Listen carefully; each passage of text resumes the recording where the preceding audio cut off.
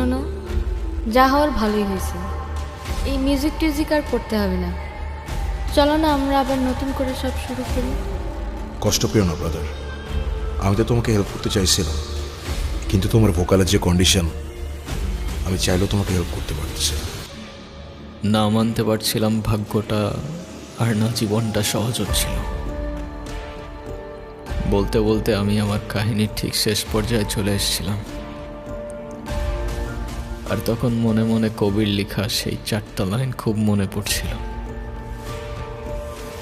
খেলা ঘর পাতা আছে এই এখানে, স্বপ্নের ঝিকিমিকি আঁকা যেখানে, এখানে রাতের ছায়া ঘুমের নগর, চোখের পাতায় ঘুম ঝরে ঝড় ঝড়।